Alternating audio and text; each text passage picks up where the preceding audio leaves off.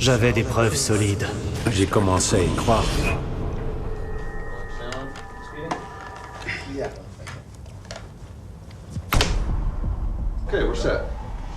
Je travaillais comme photographe pour les studios d'Hollywood dans les années 80. On apprend à distinguer la réalité de la fiction dans ce milieu. On voit l'envers du décor. Alors on se méfie de tout.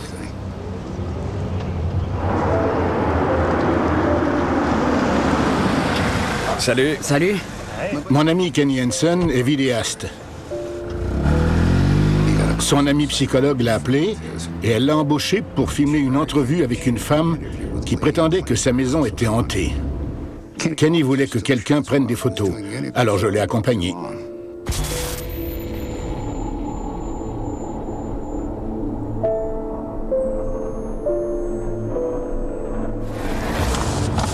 Marie Gonzalez, 37 ans.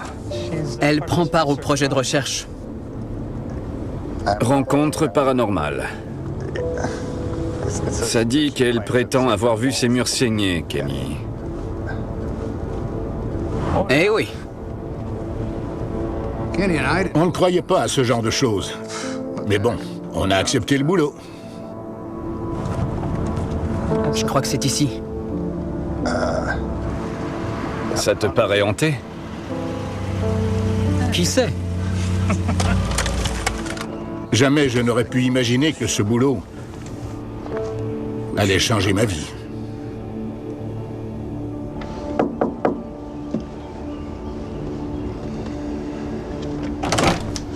Bonjour, je suis Kenny Hansen et voici Jeff. On est ici pour l'entrevue. Vous êtes bien madame Marie Gonzalez? Oui. Entrez.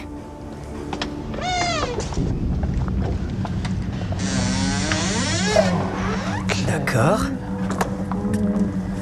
Cet endroit m'a donné froid dans le dos. On va s'installer juste ici. Il y avait quelque chose d'étrange dans l'air.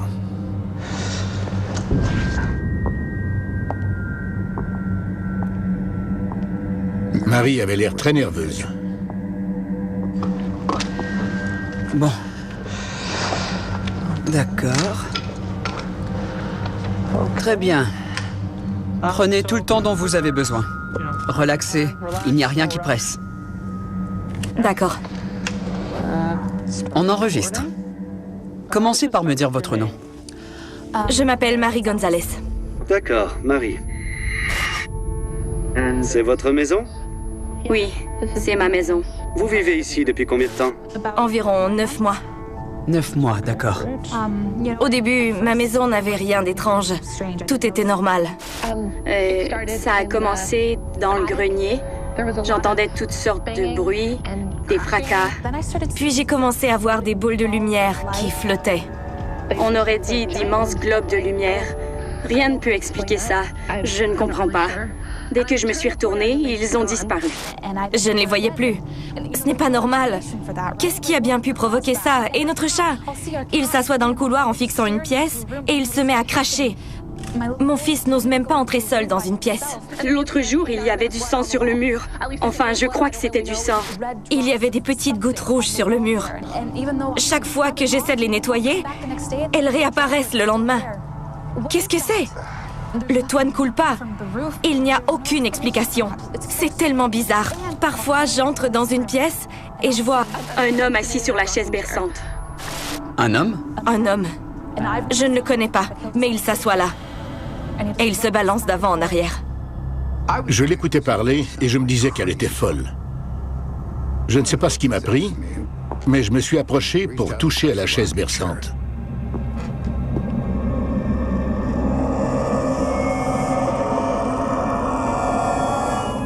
Et soudainement, j'ai senti que c'était une mauvaise idée. Comme si quelque chose me disait de ne pas y toucher. Je devais me ressaisir.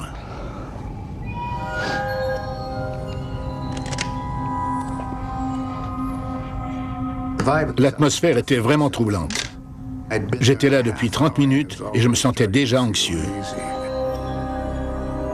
Dire que cette pauvre fille habitait là.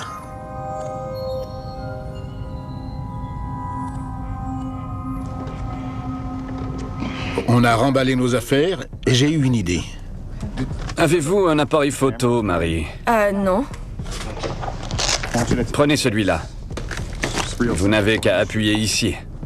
Je me suis dit, si rien n'apparaît sur les photos, elle va peut-être réaliser que c'est le fruit de son imagination. C'est très simple. Quand vous sentez une présence quelque part dans la maison, je veux que vous appuyiez sur le bouton et que vous preniez des photos. D'accord? D'accord. Surtout de l'homme sur la chaise berçante. J'aimerais avoir des photos de ça si c'est possible.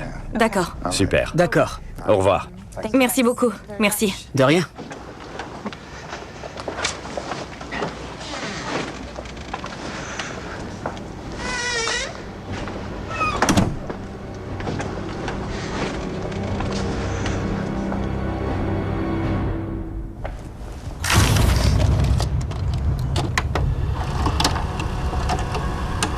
Ça a commencé dans le grenier, en fait.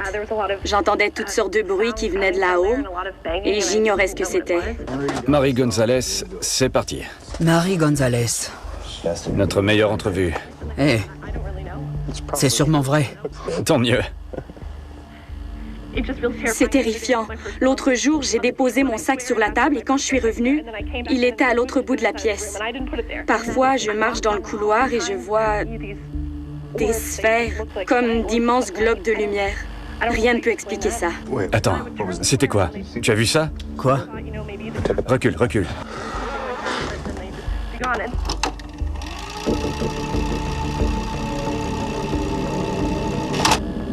Rien ne peut expliquer ça. On peut ralentir l'image? Oui, bien sûr. Dès que je me suis retournée,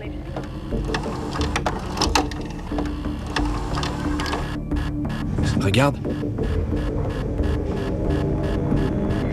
C'était vraiment étrange. Quelque chose traversait l'image. J'étais assis devant elle et je n'avais rien vu.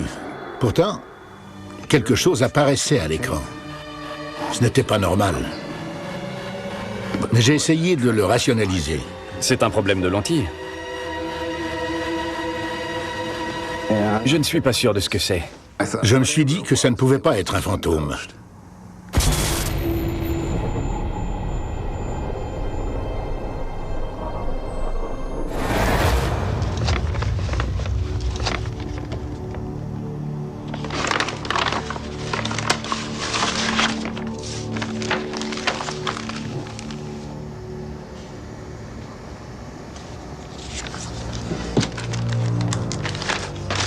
L'enveloppe contenait un rouleau de pellicule.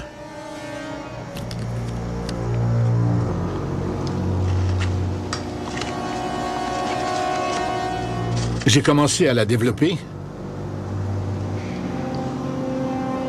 et j'ai remarqué quelque chose avant même d'imprimer les photos. Ça se voyait sur le négatif. Je pouvais distinguer d'étranges globes de lumière juste là, dans sa cuisine.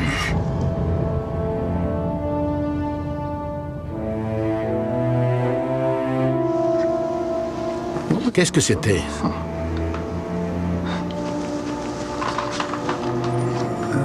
C'était vraiment bizarre.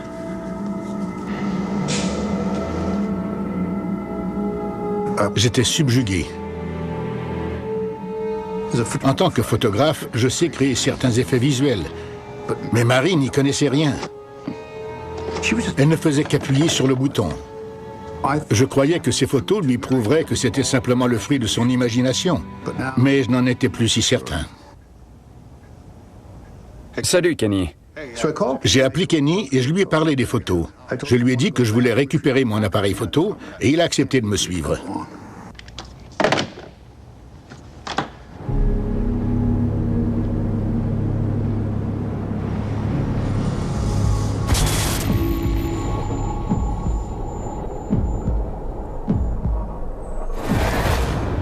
J'avais hâte d'y retourner pour voir si j'allais capter quelque chose avec mon matériel professionnel. À notre arrivée, Marie était hystérique. Elle disait qu'il y avait quelque chose dans le grenier. C'est là-haut. J'entends des bruits. On va jeter un coup d'œil. J'y vais.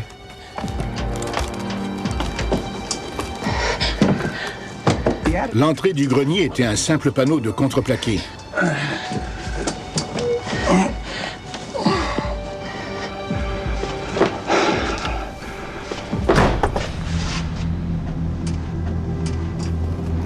va bien là-haut?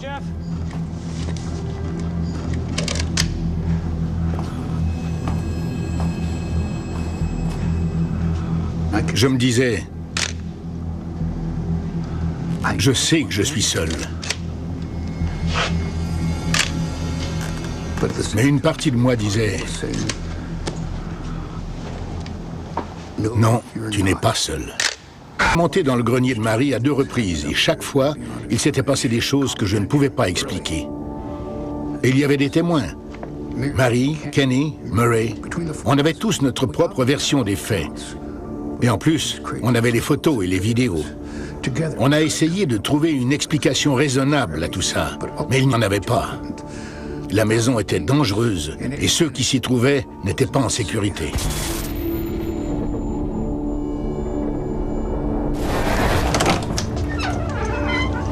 Au revoir, maison hantée. Bon débarras. Elle a déménagé à plus de 150 km de là, mais je voulais obtenir des réponses.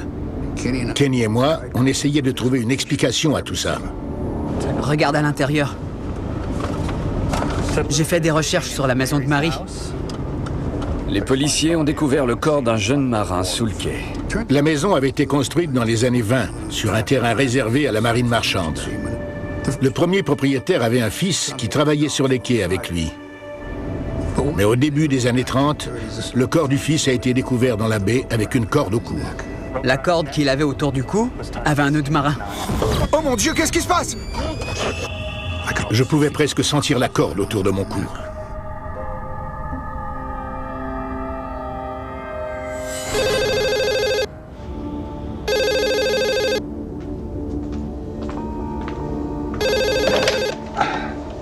Allô? Marie m'a appelé au beau milieu de la nuit. L'homme sur la chaise berçante est de retour. Il m'a suivi. Quoi? Elle a appelé la seule personne qui avait vécu la même terreur qu'elle.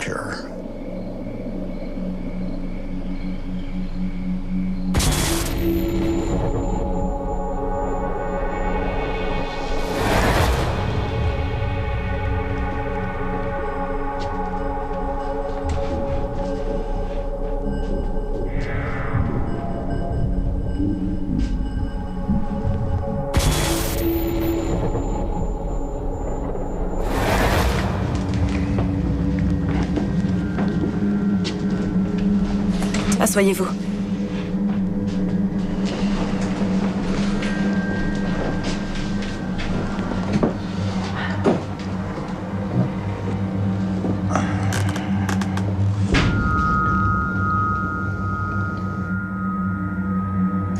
Joignons nos mains.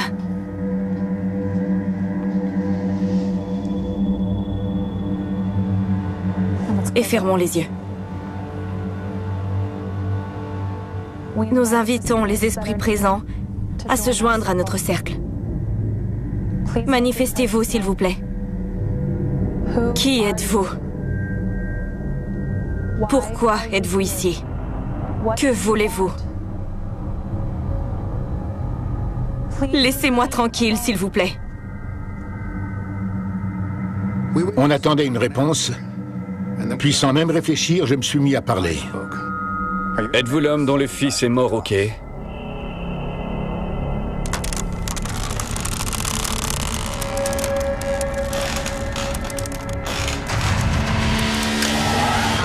Une présence sinistre et surnaturelle avait poussé Marie à quitter sa maison. Et peu importe ce que c'était, J'ai senti quelque chose autour de mon cou. J'étais pendu. ça l'avait suivi jusque-là. Êtes-vous l'homme dont le fils est mort au quai?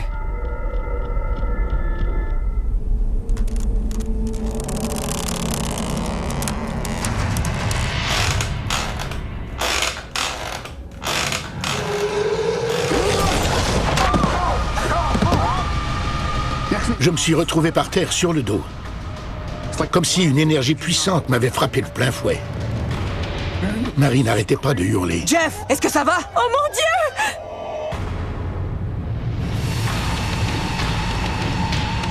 Hé, hé! Qu'est-ce qui s'est passé? Qu'est-ce qui s'est passé? Dis-moi! Bon sang! Laisse-nous tranquilles! Dégage de chez moi!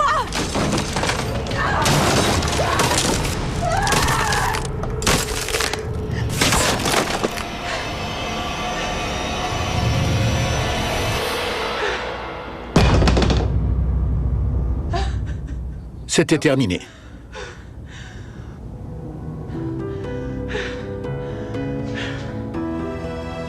Ça va?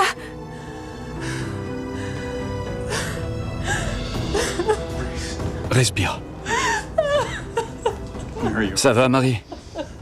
Cette chose, cette présence, appelez-la comme vous voulez, a simplement disparu. Je suis en paix avec l'aperçu que j'ai eu de l'autre monde. Et maintenant, je sais qu'il y a une vie après la mort. Une autre dimension. J'étais convaincu que quelque chose essayait de me tuer. Mais j'ai changé d'avis. Je crois que ça essayait de m'effrayer ou de me faire fuir. C'était peut-être un message. Quelque chose d'aussi simple que « on ne veut pas être oublié ». Ça peut arriver à n'importe qui, n'importe quand. Mais si ça vous arrive, vous ne serez plus jamais le même.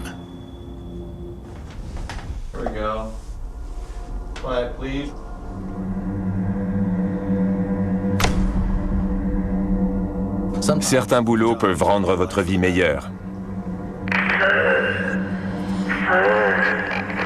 Mais parfois, ils peuvent vraiment vous traumatiser. Mon expérience de gardien de sécurité au Capitol Theatre appartient à la seconde catégorie.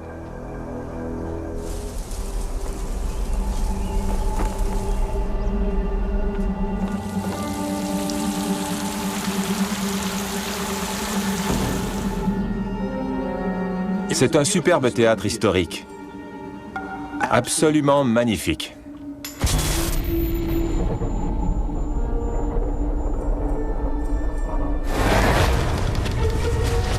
Il n'y avait que moi et l'autre gardien de nuit.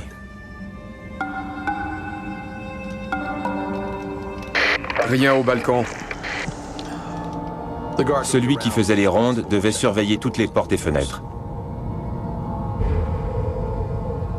Sauf au sous-sol.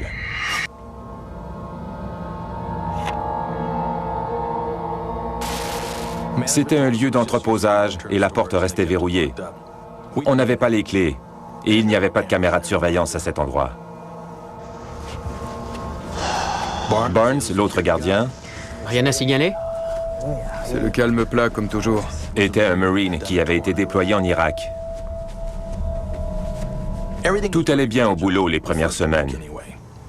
Je me souviens que c'était en juin parce qu'il y avait des dépliants pour la fête du 4 juillet sur notre bureau. C'est là que j'ai commencé à entendre les bruits. Je n'étais pas encore habitué à travailler de nuit. Alors j'ai mis ça sur le compte du manque de sommeil.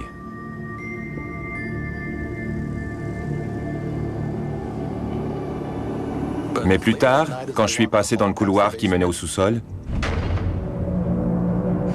j'ai eu l'impression d'entendre une porte claquer.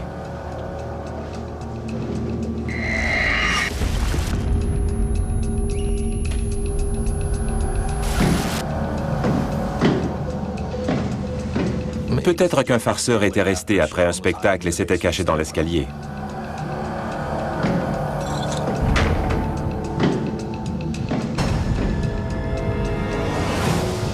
Mais je n'ai vu personne.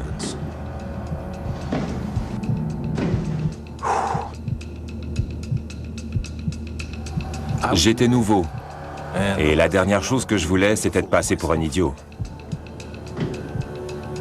Barnes, l'autre gardien,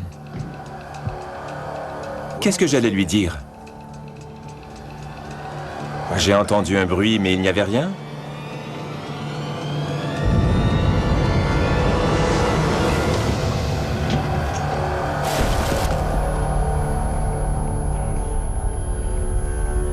Alors je n'ai rien dit.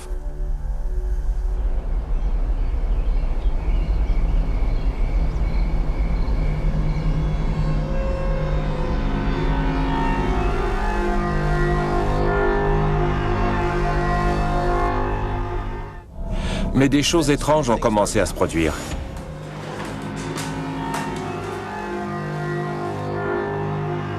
Plus tard ce soir-là, Burns m'a dit qu'il croyait avoir entendu une porte claquer près de l'escalier qui menait au sous-sol. Bien reçu. Il m'a demandé de regarder la vidéo de surveillance pour voir ce qui se passait. Je vérifie.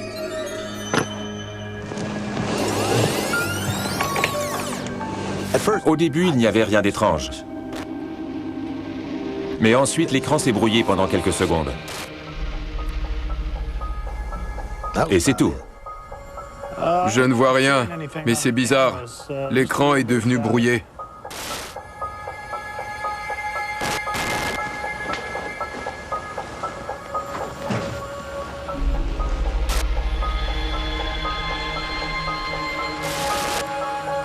On a décidé d'aller jeter un coup d'œil à la porte du sous-sol.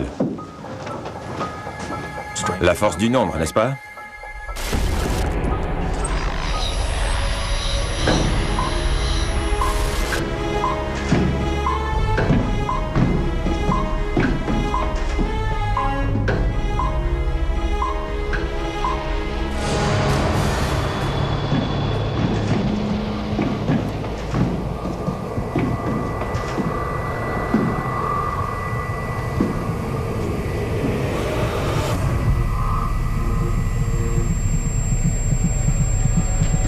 J'entends rien. Quelqu'un se fiche de nous.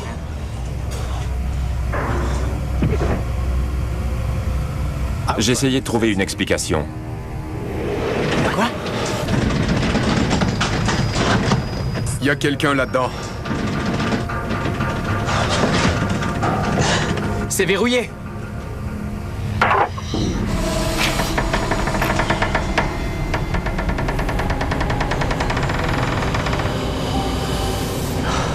Burns avait l'air de vouloir entrer. Il faut qu'on aille voir. Allez. Allons-y. Je ne voulais pas qu'il me prenne pour un trouillard. Mais la vérité, c'est que j'avais peur.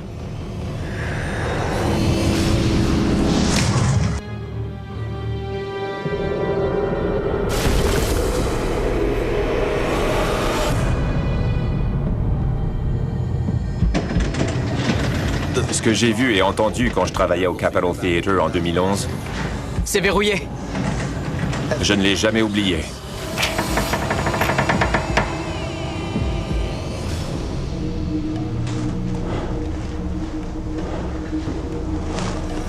Il y a une porte là-bas. Elle doit mener à la salle des chaudières. Il devait y avoir une explication. C'est verrouillé. Qu'est-ce qui pouvait bien provoquer tout ça? Fichons le camp d'ici. D'accord.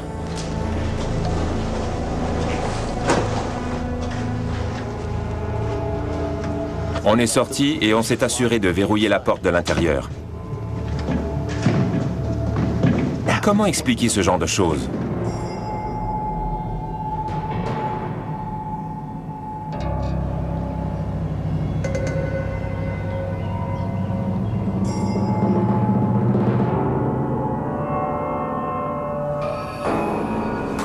Les jours suivants, rien de spécial.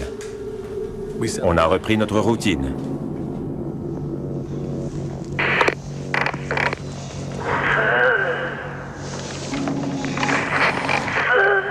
Je l'entendais très clairement.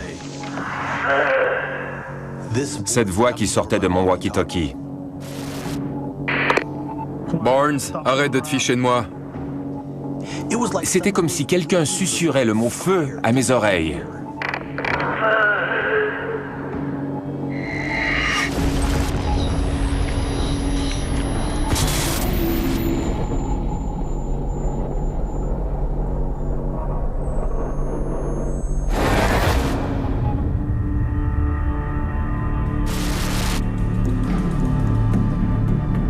La première chose qu'on a remarqué, c'est l'odeur de fumée. Tu sens cette odeur? On ne voyait pas de fumée.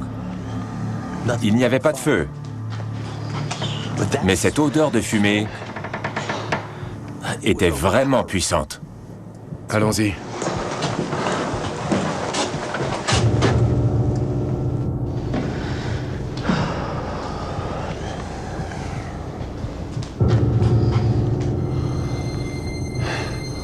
Qu'est-ce qui se passe ici?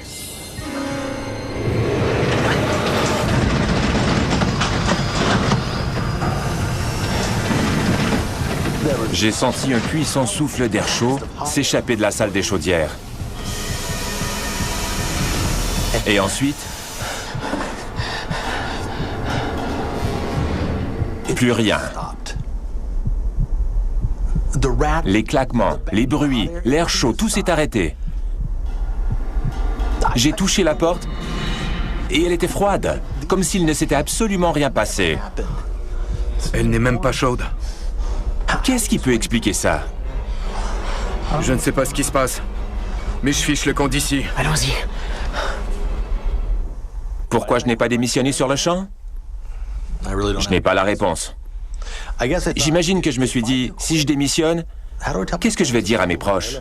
Que j'ai quitté un excellent boulot parce que j'avais peur? Comment j'allais leur expliquer ça?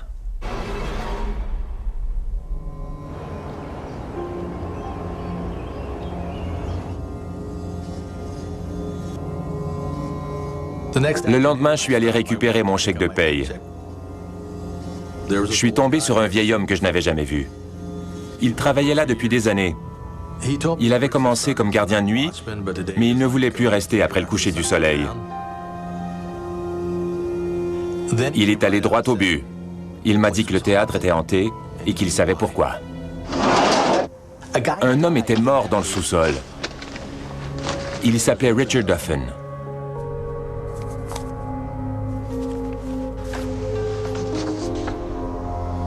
Voilà.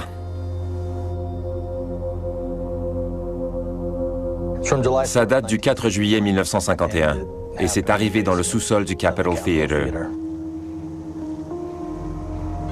J'essayais de trouver un sens à tout ça.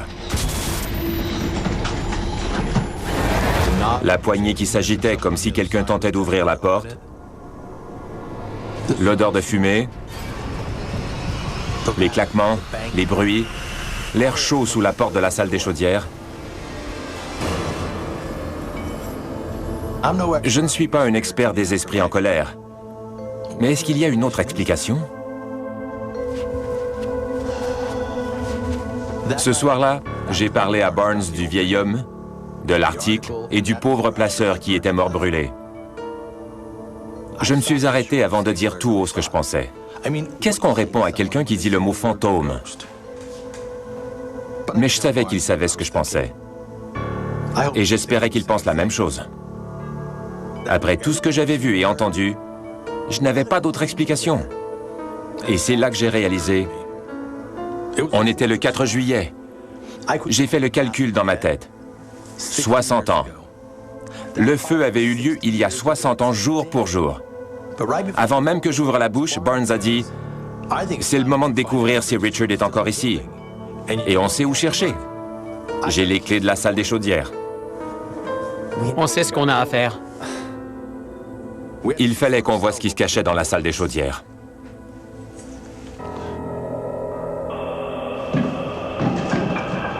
On avait plusieurs caméras. Alors Barnes en a attrapé une.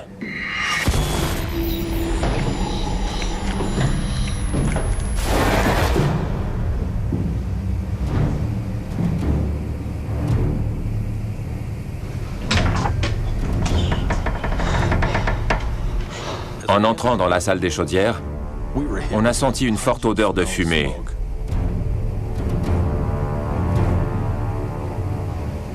Cette chaudière n'avait pas fonctionné depuis des années, mais je pouvais encore sentir la chaleur.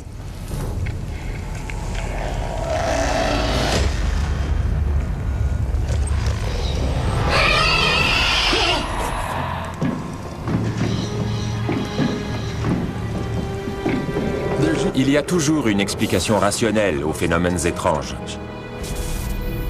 C'est ce que je m'étais toujours dit. Mais on n'a jamais trouvé d'explication à ce qui s'est passé dans le sous-sol du Capitol Theatre.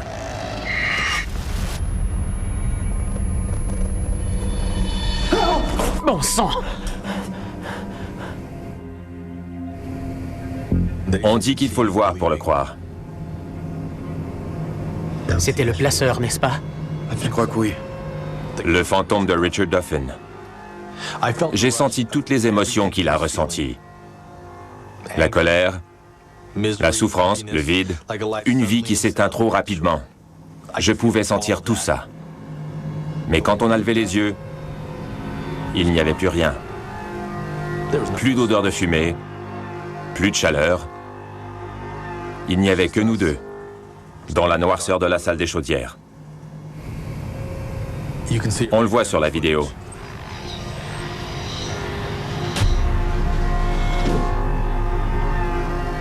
On savait que ce qu'on avait vu était bien réel.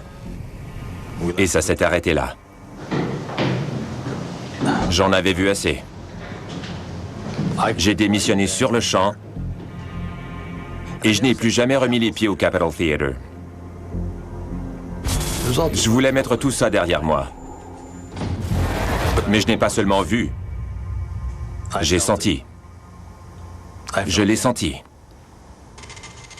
Je pense encore à Richard Duffin.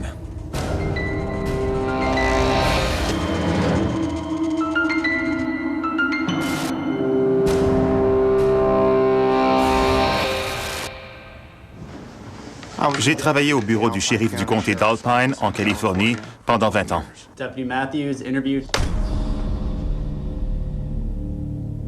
Quand on est policier, on ne sait jamais ce qui nous attend sur la route.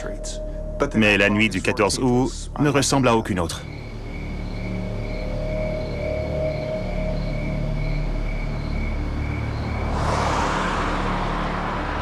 Charlene Daniels et son fils de 3 ans, Reggie, avaient disparu 5 jours plus tôt. Ils ont quitté Stockton en direction de Reno et n'ont jamais atteint leur destination.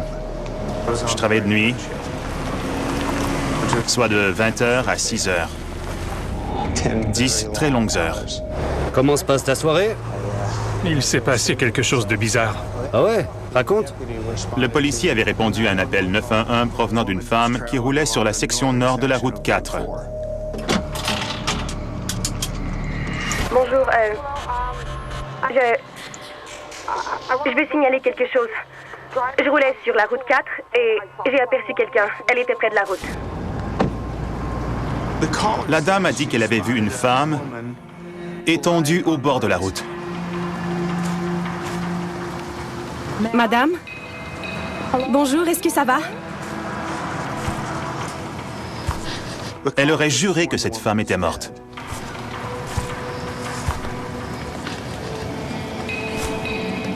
Madame? Est-ce que ça va?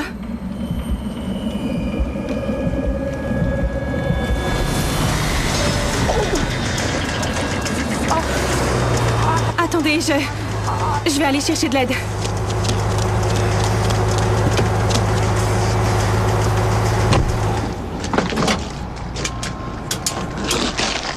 911, quelle est votre urgence? » Le policier l'a rejointe à l'endroit d'où elle a appelé.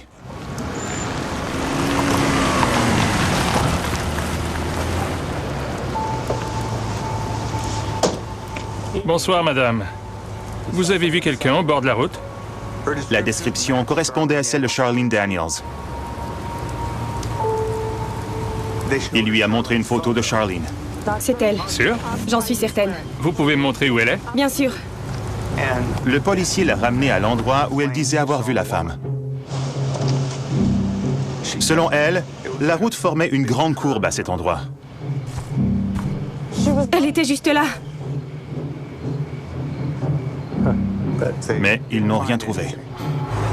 J'ai inspecté tout le secteur. Il n'y avait personne. Elle a peut-être vu un fantôme? Ouais, peut-être. Elle avait l'air un peu troublée. Elle a dit qu'elle roulait sur cette route parce qu'elle avait eu une sorte de prémonition. Je suis retourné sur la route et j'ai mis cette histoire de côté. Le rapport d'incident indiquait qu'il avait fouillé le secteur et qu'il n'avait rien trouvé. Mais peu après 3 heures, j'ai reçu un appel radio.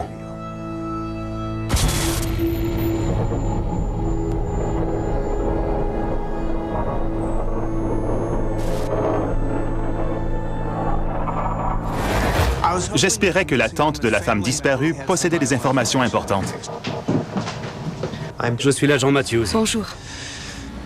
Qu'est-ce que je peux faire pour vous? Charlene est venue me voir. Dans un rêve. Je sais que ça va vous paraître fou. Mais je sais où ils sont. J'enquêtais sur une disparition. Charlene Daniels et son fils avaient disparu. J'avais un témoin douteux qui disait avoir vu la femme disparue. Et maintenant, un membre de sa famille avait des informations à me transmettre, mais l'histoire devenait de plus en plus étrange. Je sais où ils sont. Charlene est venue me voir dans un rêve. J'étais désolé pour elle. Notre esprit peut nous jouer des tours quand on vit un drame, mais il me fallait des faits, pas des rêves ou des prémonitions. Elle appelait au secours. Je n'ai pas compris exactement ce qu'elle disait. La tante de Charlene Daniels m'a expliqué qu'elle faisait des rêves récurrents. Ça paraissait tellement réel. On aurait dit une forêt. Je n'arrêtais pas de voir le nombre 13. Les rêves ont commencé quand? Il y a 5 jours. Les rêves avaient commencé le 9 août. C'est le soir où ils ont disparu, mais personne n'était au courant à ce moment-là.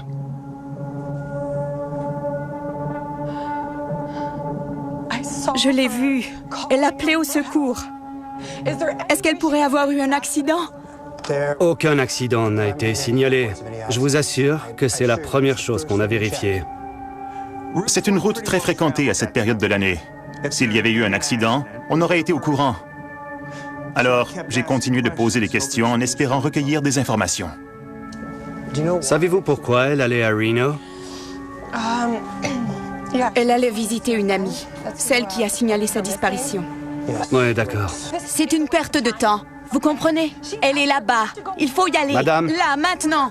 Madame. Je vais y aller sans vous. Ce n'est pas une bonne idée d'aller là-bas en pleine nuit. La meilleure chose à faire, c'est d'aller dormir. Je vais m'en occuper personnellement. Vous devez y aller maintenant. Ça ne peut pas attendre à demain. Je vais y aller tout de suite. Ne vous en faites pas, on va la trouver. D'accord. Je vous appelle dès que j'ai du nouveau. D'accord, merci. Ravi de vous avoir rencontré.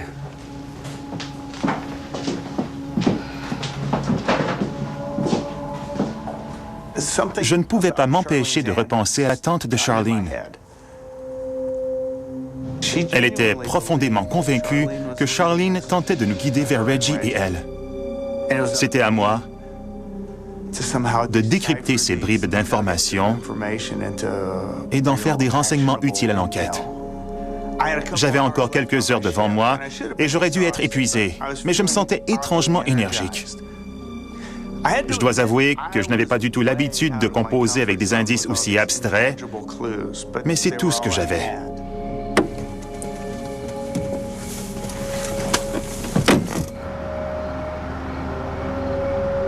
Ensuite, j'ai repensé aux témoins qui disaient avoir vu un corps au bord de la route près de Baxter's Bend. Alors j'ai pris la route dans cette direction. Plus j'approchais, plus mon cœur battait rapidement et plus je conduisais vite. Ça va à l'encontre de tout ce que j'ai appris, mais on aurait dit que quelque chose m'attirait vers cet endroit.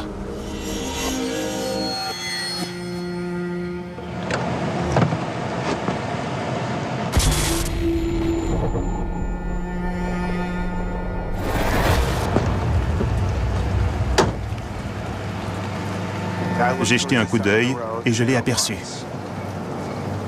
La borne numéro 13.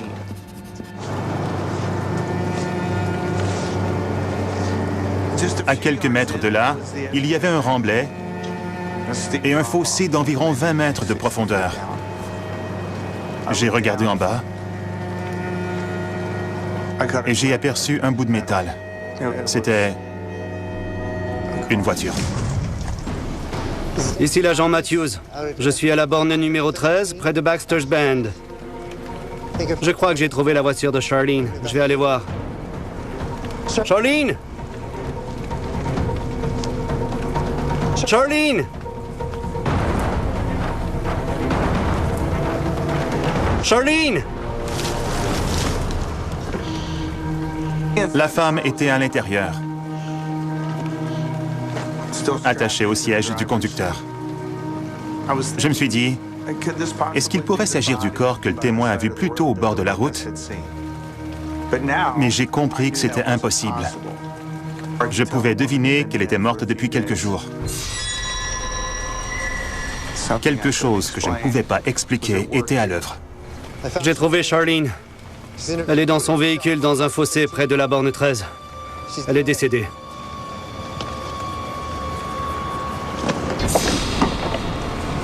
Un petit garçon d'environ 3 ans était recroquevillé en posture fétale sur le siège passager. C'était Reggie.